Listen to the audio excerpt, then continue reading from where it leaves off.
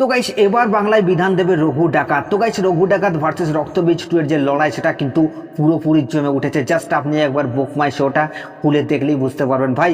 যেখানে রঘু 24 ঘন্টায় 17,000-এরও বেশি টিকিট সেল করছে, সেখানে রক্তবীজ 2 তার 24 ঘন্টায় 11,000-এরও বেশি টিকিট সেল করছে। মানে ভাই আলাদাই খেলা দেখাচ্ছে। কিন্তু এদের দুজনকার মাঝে এসে দাঁড়িয়েছে ভাই দেবী চৌধুরী রানী, সেও কিন্তু মারাত্মক লেভেলের রেসপন্স নিয়ে আসছে।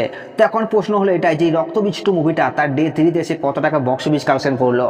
তো গাইস আপনাদেরকে আমি জানিয়ে দিই, এই রক্তবীজ 2 মুভিটা তার ডে 3-তে এসে বক্স অফিস কালেকশন করছে 54 লক্ষ টাকার মতো, এবং টোটাল 3 দিনে মুভিটা গ্রস বক্স অফিস কালেকশন করছে 1,70,00,000 টাকা।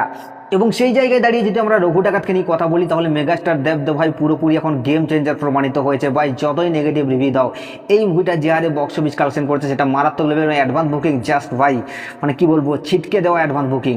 তো এখন প্রশ্ন হলো এই মুভিটাও তো তার অলরেডি 3 দিন কমপ্লিট করে ফেলেছে, তো ডে 3-তে এসে মুভিটা কত টাকা আয় করলো।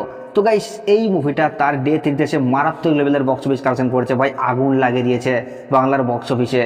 এই মুভিটা তার ডে 3-তে এসে বক্স অফিস কালেকশন করছে 1,02,00,000 টাকার মতো, এবং টোটাল 3 দিনে মুভিটা গ্রস বক্স অফিস কালেকশন করছে 3,27,00,000 টাকা। তো গাইস এই দুটো মুভির বক্স অফিস কালেকশন নিয়ে আপনাদের কি মতামত নিচের কমেন্টে অবশ্যই জানাবেন।